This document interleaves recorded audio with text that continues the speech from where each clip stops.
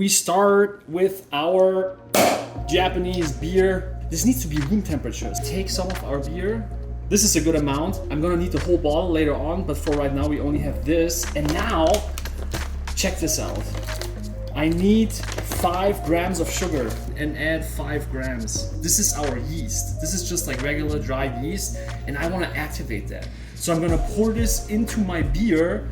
We're gonna put this here, stir it around. You wanna combine everything really nicely. Now, we just have to wait until this gets like really bubbly and the yeast is dissolved, and then we can move on.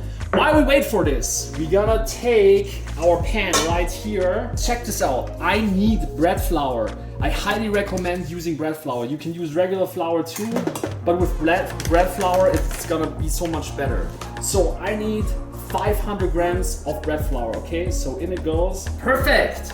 This here is baking malt. This gives the pretzel later on a nice little caramely flavor. Caramelly, I don't know. And then we add a little bit of salt. This is about 10 grams, I believe. Now, you gotta take your big ass spatula and move this, combine all of these dry ingredients. Okay, now that our mix is good to go and foamy, we're gonna drop in the yeast, sugar, beer mixture. Now, here I have 30 grams of softened butter. You just wanna let it sit out a little bit so that it's nice and soft. And now I'm gonna cut it up in like little blocks so that it will dissolve a little bit easier in this delicious dough, okay? Check this out. Now you're just gonna dump them in, delicious. And now, for the main ingredients, ladies and gentlemen, this is our favorite, beer! This time, I used a Japanese beer because, to be honest, after German beer, my favorite beer is Japanese beer. But you can use any beer that you like. In goes your lager beer, and you're gonna put in almost the entire thing. We gotta save 5 grams, which is basically nothing. Okay, so this is for the cook, I guess. Look, obviously, we need to combine this bad boy. Check this out. Combine this until it comes together nicely. You see that? This is gonna take a little while. And the nice thing is, this recipe does not call for a stand mixer. Obviously, people, if you have a stand mixer, I would highly recommend using it. But if you don't want to clean your stand mixer and you haven't worked out today, just leave the stand mixer where it is and do it by hand, because this is basically a little workout.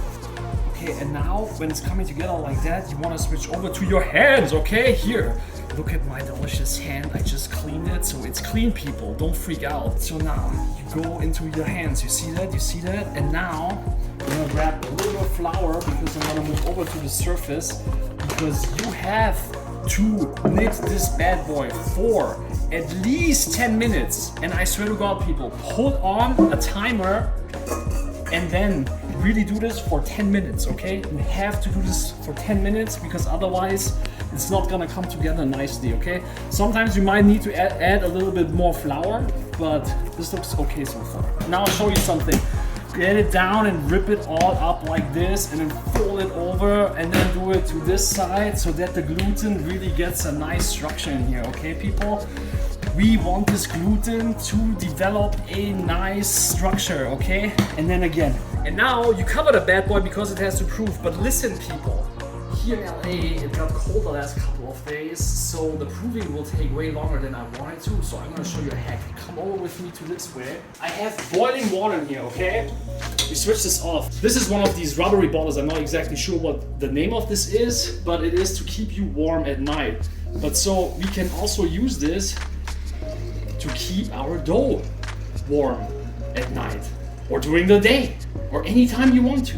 So this is filled with hot water, so now follow me. So if you have a cooler like this or even like a cooling bag or something, you can use this as a proving box. So you just put in your hot bottle, your hot water, and then you put in your dough on the other side, you close it, and bam, you have a proving box. Let's check on our dough. I'm like curious.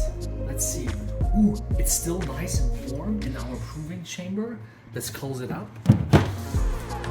Woo! Look at the boy! Nice! Wow! This is amazing. Isn't it crazy? I love making these dough, people. Okay, so first off, what you want to do is... My hands are clean, okay? But again, don't worry about my hands, worry about your hands. You're gonna take a little bit of flour into your hands, okay? Just make sure you're nice and flour. And now you wanna deflate the dough. Wow, you see, wow. That's my favorite thing to do. Deflate dough, get all the air out. And now, wow. Wow, it feels so good. It feels warm, nice, soft. It's delicious. Okay, now we have our flour spread out here. Now we gotta deflate this dough for real. All the air comes out. And we put it back together. So the amount of this dough will make approximately 8 equal pretzels, okay? So I'm sorry to tell you, but you have to get a scale in order to really do that. If you do not have a scale, call your friend Pablo and ask for his, or I don't know what to tell you, but like get a scale, because otherwise you can't really do that. First of all, we measure our dough. This is 917 grams. Now we divide that by 8. How I'm gonna do is I'm gonna take this entire thing and I'm gonna half it. So let's go here with our bench scraper. We're gonna half that dough and see how much it is. This is 428. This is 488. Obviously, I'm gonna have to take some of this dough and put it to the other. 462, 455. 459, that's okay. That's almost there, right? So we're gonna take this half, put it in the corner, and now this will give us obviously 4 pretzels, right? And here, another 4. 4 plus 4 is 8. So we have to divide each of these balls into 4s, okay? 230, 229, almost the same, okay? And now, one more time, 113, 114. So this is the amount of dough that you need for one pretzel, okay? But before we can roll this into a pretzel, we gotta put it on our baking sheet and let it rest for 15 minutes. So if you wanna get them round and you want surface tension, right? I'm gonna show you a little trick. Just push everything down here and then go like so that you get the surface and it becomes a little tighter, right? So you get surface tension, I think that is called. So, number 1, 8, boom. Now we have to cover them and let them sit for about 15 minutes until we move on to the next step. Woohoo! Our pretzel buns. So now check this out. Okay, so flatten the bad boy. Roll it up. Let me see if I can roll it up this way so you guys can see it maybe better. So you roll it up just like a nice little, what is this thing? Croissant? I don't even know. No, it's not a croissant, whatever. But so now here on the bottom, you want to pinch the dough together like so, you know? That it really sticks together, okay? And it doesn't come undone, okay? And now over here, now they have to sit for another 15 minutes before we can move on and roll them into the pretzel shape. So I see you in 15 minutes. Ooh, look at our thicklets.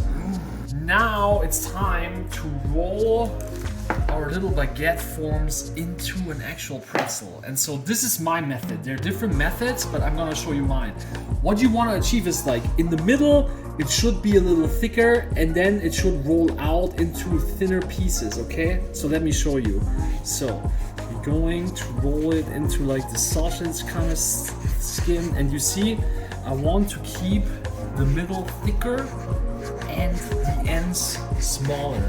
So I'm doing this in 2 stages. I'm just gonna do it like this, and then you see our dough is super elastic, but it's getting back together. So I'm gonna give it another quick rest while I do this to the next one.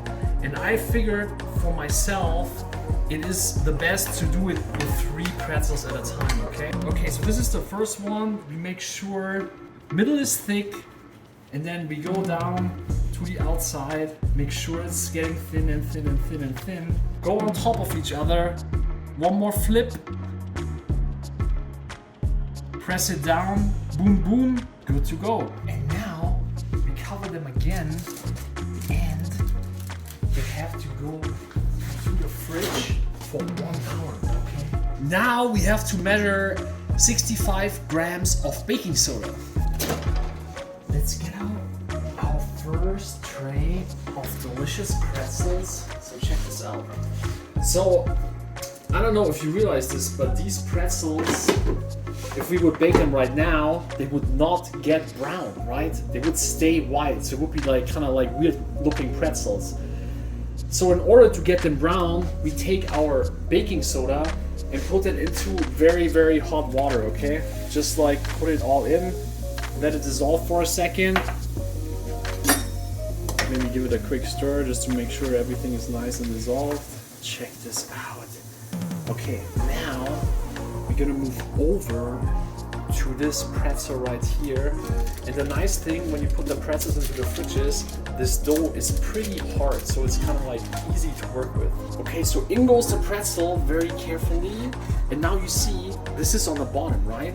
It's just gonna be down there for a second, but because of the heat, the air bubbles will form in there, and you see it's already coming up. You see, bam, pretzel coming up. So this is what you want, okay? The pretzel on both ends coming up, okay?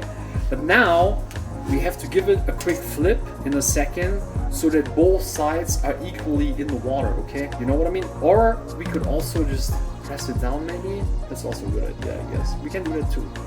And now it's time to take them out. Now I'm gonna go over all the pretzels one more time with this brush that I just dunked into the pot, right? So it's like all the exact same liquid, right? Take your rock salt and then gently just go on the top here, okay? Not too much, just a little bit. Then check this out. This is a serrated knife that is really nice and sharp, right? And so now you want to cut this top part here of the pretzel, because then you get this nice classy pretzel look where it's gonna pop open later on in the oven, okay? So when it's here, then we're gonna go on to the next one really carefully with the serrated knife. Now it's time to put it in the oven. So here is the number 1 with 4, and here comes number 2 with 4. So overall 8 pretzels, right? And now we're gonna bake this at 425 for about, let's start at 18, maybe 20 minutes. Our pretzels have been in there for 8 minutes. You see, they're still not brown. They're still pretty bright and light, but they will come. But look at the fluffiness. This is gonna be great. And you see back here, you can see how it's popping open. You see that? Amazing. Da da da da! Woo! Look at, wow, wow, wow, wow. Look at that. And now I'm gonna show you how Germans eat their pretzels, okay? Because there's a specific style to eat this pretzel, and you want a serrated knife for that. And you gotta be careful because this is not that easy to cut this pretzel like that, okay? You wanna cut it like this, half down. You see that? Bam. And now,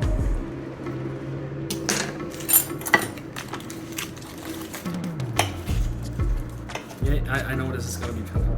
Okay, you good? Mm-hmm. And now we're gonna put some butter on this bad boy because we are making a butter pretzel.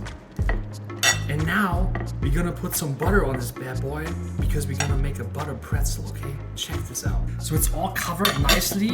Then you close the pretzel up like nothing ever happened, and now you have a butter pretzel like you eat it in Germany. So you take it,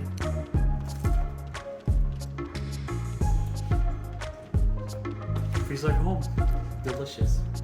Do you like it? Because we like it too.